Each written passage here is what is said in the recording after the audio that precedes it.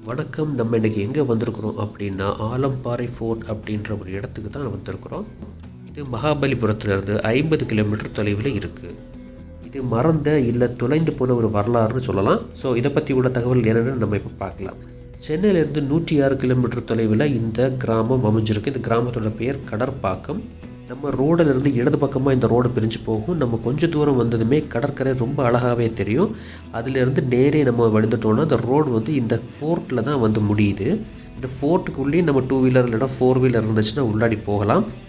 ரொம்ப சிதறமடைஞ்சிருக்க இந்த ஃபோர்ட்டை department of archaeology Tamil Nadu கொஞ்சம் கிளியர் பண்ணியிருக்கிறாங்க. ஸோ அது பார்த்திங்கன்னா கொஞ்சம் சைடெல்லாம் கொஞ்சம் வேலையெல்லாம் பண்ணியிருக்காங்க, பிரிக்ஸ் எல்லாம் வச்சுருக்கிறாங்க. இந்த ஃபோர்ட்டோட முகப்பில் இது என்ன ஃபோர்ட்டு, இந்த ஃபோர்ட்டோட சிறப்பம்சங்கள் என்னன்றது ஒரு போர்டு வச்சுருக்காங்க. அது மட்டும் இல்லாமல் ஒரு கல்லில் அது பொறிச்சு வச்சுருக்காங்க. இதோட ஹிஸ்ட்ரி ரொம்ப பெரிய அளவில் இதோட ஹிஸ்ட்ரி அதில் மென்ஷன் பண்ணலை. இருந்தாலுமே ஒரு ஓரளவுக்கான டீட்டெயில்ஸ் இருக்குது. அது மாதிரி இந்த ஃபோர்ட் பக்கத்துலேயே டூரிஸ்ட் ஸ்பாட்ஸ் என்னென்ன இருக்குது, இதை சுற்றி என்னெல்லாம் இருக்குது அப்படின்றத இங்கே மென்ஷன் பண்ணி வச்சுருக்கிறாங்க. இந்த கோட்டையை பற்றி உள்ள பெரிய குறிப்புகள் எதுவும் பெரிய அளவில் கிடைக்காததுனால குறிப்பிட்ட ஒரு கிடைச்ச ஒரு தகவல்கள் பேரில் அவங்க கொஞ்சம் டீட்டெயில்ஸ் மென்ஷன் பண்ணி வச்சுருக்கிறாங்க. இந்த பக்கம் எல்லாம் ஃபுல்லாகவே உப்பு காத்தரிச்சு அப்படியே அந்த செங்கல்கள் எல்லாம் ரொம்ப உதிர்ந்து போயிருக்கு. அந்த கடல் பக்கத்தில் பார்த்தீங்க அப்படின்னா அது ரொம்பவே உதிர்ந்து போயிருக்கு. நமக்கு கிடைச்ச வரலாற்று குறிப்புகளை நம்ம இப்போ பார்க்கலாம். இந்த கோட்டை 16ஆம் நூற்றாண்டு இறுதி இல்லை 17ஆம் நூற்றாண்டு தொடக்கத்தில் கட்டப்பட்டிருக்கு. ஸோ இதை முகலாயர்கள் இதை கட்டினதாக கூறப்படுது. அவங்களுடைய கன்ஸ்ட்ரக்ஷன் எப்படி இருக்குமோ, அவர் பில்டிங் எப்படி கட்டுவாங்களோ அது மாதிரி தான் இதுவும் கட்டப்பட்டிருக்கு. இந்த ஆலம்பரை ஃபோர்ட்டில் 100 மீட்டர் கடலை நோக்கி ஒரு கப்பல் துறை இருந்திருக்கு. இந்த கப்பல் துறையிலிருந்து நெய், உப்பு, துணிமணிகள் இது போன்ற உள்ளது எல்லாமே எக்ஸ்போர்ட் பண்ணியிருக்கிறாங்க. நமக்கு கிடைச்ச தகவல்கள் படி இது 1735 வருஷம் நவாப் தோஸ்த் அலி கான் அப்படின்றவர் இதை ஆட்சி பண்ணியிருக்கிறாரு. அப்புறமா 1750களில் இதை ஃப்ரெஞ்சுக்கு ஒரு பரிசாவே கொடுத்துட்டாங்க. யார் கொடுத்தாங்க அப்படின்னு பார்த்தீங்கன்னா சுபேதார் முசாஃபர் ஜங் அப்படிங்கிறவர் அங்கே இருக்கக்கூடிய ஃப்ரெஞ்ச் கமாண்டர் டியூப்ளெக்ஸ்க்கு பரிசாக கொடுத்துருக்குறாங்க. கர்நாடிக் வாரில் பிரிட்டிஷ் கிட்ட தோற்று போயிடுச்சு. தோற்று போனதுனால இவங்க பிரிட்டிஷ் 1760 இந்த ஃபோர்ட்டை டெமாலிஷ் பண்ணியிருக்கிறாங்க. டெமாலிஷ் பண்ணதுக்கப்புறமும் ரொம்ப பெரிய சேதாரம் அடைஞ்ச மாதிரி தெரியலை. ஆனால் 2004ஆம் ஆண்டு வந்த சுனாமியில் இது ரொம்ப சேதம் அடைஞ்சிருக்கு.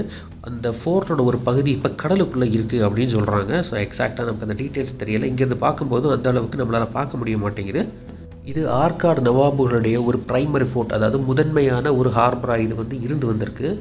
இதில் ஒரு நாணய ஆலை இருந்திருக்கு. அந்த டைமில் இருந்த governor of Madras mister Thomas அவர்களால் இந்த மின்ட் அதாவது இந்த நாணய ஆலை இங்கேருந்து பாண்டிச்சேரிக்கு ஆற்காடு நவாபுடைய உத்தரவின் கீழே மாற்றப்பட்டிருக்கு. இந்த கோட்டையை இடைக்கலை நாடு, ஆலம்பரவி அப்படின்னு பல பேர்களில் கூப்பிடுறாங்க. இந்த கோட்டை மொத்தமாக 15 ஏக்கர் நிலப்பரப்பு கொண்டிருக்கு. ஸோ இதில் கடலை நோக்கி இருக்கக்கூடிய அந்த ஃபோர்ட் எல்லாமே அழிஞ்சு போயிடுச்சு. 100 மீட்டர் கடலை சார்ந்து இருந்த பகுதிகளும் இப்போ இல்லை.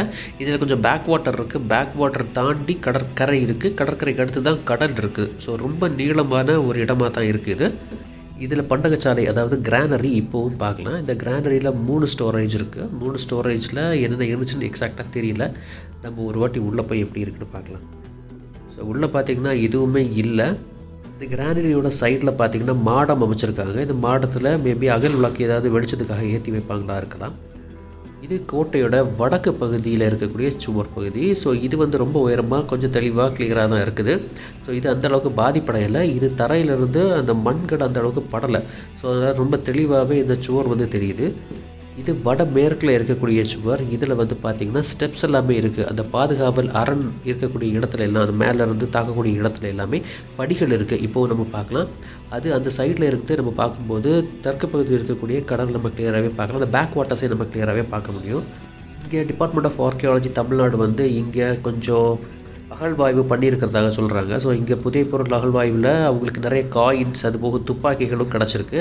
ஸோ அது எந்த பக்கத்தில் கிடச்சிருக்கு அப்படின்னு தெரியல. எனக்கு கொஞ்சம் க்யூரியாசிட்டி இருந்துச்சு. ஸோ நான் ஒரு சின்ன ஒரு அகழ்வாராய்ச்சி பண்ணேன். ஸோ அது வீடியோட முடிவில் நான் சொல்கிறேன். இது தெற்கு பகுதியில் ஒட்டி இருக்கக்கூடிய ஒரு சுவர் பார்க்குறதுக்கு அப்படியே புதுசு மாதிரியே இருக்குது.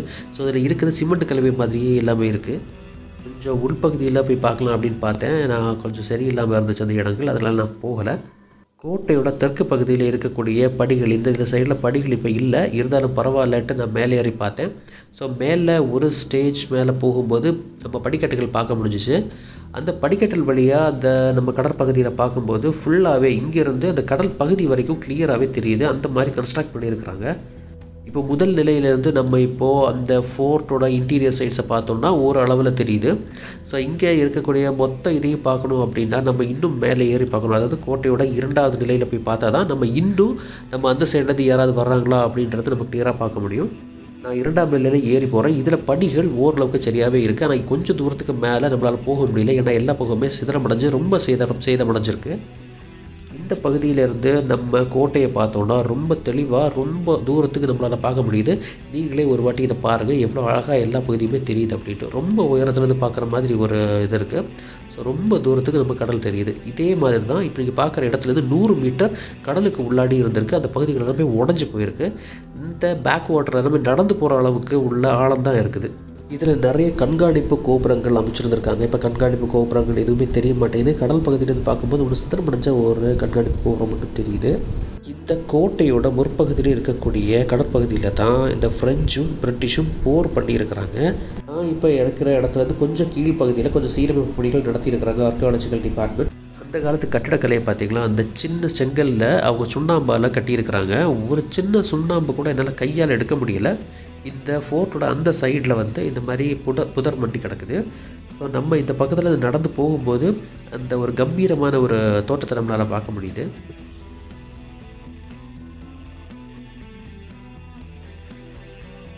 இந்த பகுதிகளில் தான் சிதிலமடைஞ்சு அந்த பேக் வாட்டர் பக்கத்தில் உடஞ்சி கிடக்குது.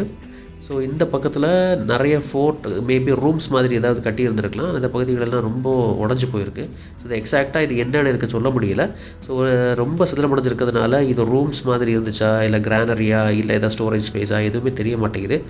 சுவர்களா இல்லை வேறு எதுவுமானு சொல்ல முடிய மாட்டேங்குது. அந்த அளவுக்கு சிதிலமடைஞ்சிருக்கு.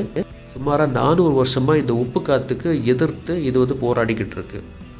ஈவினிங் டைம் பார்த்திங்கன்னா ரொம்ப அழகாகவே இருக்கும். ஒரு ஃபோட்டோகிராஃபி எடுக்கிறவங்களுக்கு இந்த இடம் ரொம்ப பெரிய ஒரு வரப்பிரசாதம்னு கூட சொல்லலாம். இந்த இடத்துல ஒரு வாட்டி பார்த்திங்கன்னா அதோட அழகு என்னென்னு தெரியும். 4 மணிக்கு மேலே பார்த்திங்கன்னா ரொம்ப சூப்பராக இருக்கும் இந்த இடம். பிதாமகன் படத்தில் இந்த ஆலம்பரம் ஃபோர்ட் தான் சொல்கிறாங்க. எனக்கு எக்ஸாக்டாக எந்த இடத்துல வந்துச்சுன்னு எனக்கு தெரியல. நானும் தேடி பார்த்தேன், என்னால் கண்டுபிடிக்க முடியல. உங்களுக்கு தெரிஞ்சிச்சுன்னா கமெண்ட் செக்ஷனில் மறக்காமல் நீங்கள் சொல்லுங்கள். இந்த கோட்டையோட நடுவில் ஒரு மயானம், இந்த கோட்டையோட நடுவில் ஒரு இஸ்லாமியரோட கல்லறை தோட்டம் இருக்குது. அது யாரோடதுன்னு சரியாக தெரியல. மேபி அரசரோட தான் இருக்கலாம், இல்லை ஒரு இண்டிவிஜுவலோட கூட இருக்கலாம். இந்த கோட்டை ரொம்ப வருஷமாகவே இந்த மாதிரி தனிமைப்படுத்திட்டு இருக்கிறதுனால இங்கே கேங் வார்ஸ், அதுக்கப்புறம் நிறைய மர்டர்ஸ் நடந்ததாகவும் நிறைய இன்ஃபர்மேஷன்ஸ் வருது. லோக்கல் ஃபிஷர்மேன்ஸோட உங்களுக்கு காண்டாக்ட் இருந்துச்சுன்னா நீங்கள் இங்கே இருக்கக்கூடிய சீயில் கொஞ்சம் தூரம் வரைக்கும் போயிட்டு வரலாம். இங்கே ஹெல்ப் பண்ணுறாங்க. நீங்கள் காசு கொடுத்தீங்கன்னா உங்களை தாராளமாக அவங்க கூட்டிகிட்டு போவாங்க. இந்த பேக் வாட்டர் பக்கத்துலேயும் ஒரு ஸ்டோரேஜ் மாதிரி ஒன்று இருக்குது. அது என்னன்றது சரியாக தெரிய மாட்டேங்குது. ஃபுல்லாகவே செடி காடை எல்லாமே அடர்ந்து போயிருக்கு. ஸோ நான் உள்ளே போக முடியல. அது போயிருந்தால் உங்களுக்கு நான் வீடியோ எடுத்து காட்டியிருக்க முடிஞ்சிருக்கும். எனக்கும் அகழாய்வு செய்யணும்னு ஆசை. அதுக்குள்ளே பொருட்கள் என்கிட்ட இல்லை. இருந்தாலும் என்கிட்ட ஒரு சின்ன ஒரு காந்தம் இருந்துச்சு. அந்த காந்தத்தை கயரில் கட்டி நான் போகிற இடத்துல எல்லாமே இழுத்துட்டு போயிட்டு இருந்தேன். ஸோ நம்ம நேரத்துக்கு பார்த்திங்கன்னா நமக்கு ஒரு பழைய ஆணி கிடச்சிருந்துச்சு. இந்த ஆணி பார்த்தா எனக்கு பழைய ஆணி மாதிரி தெரியல, கொஞ்சம் பழைய ஆணி மாதிரி தான் இருக்குது. இதை பற்றி கொஞ்சம் ரீசர்ச் பண்ணிக்கிட்டு இருக்கேன். இது ரொம்ப பழைய ஆணியாக இருந்துச்சுன்னா ரொம்ப சந்தோஷமாக தான் இருக்கும்.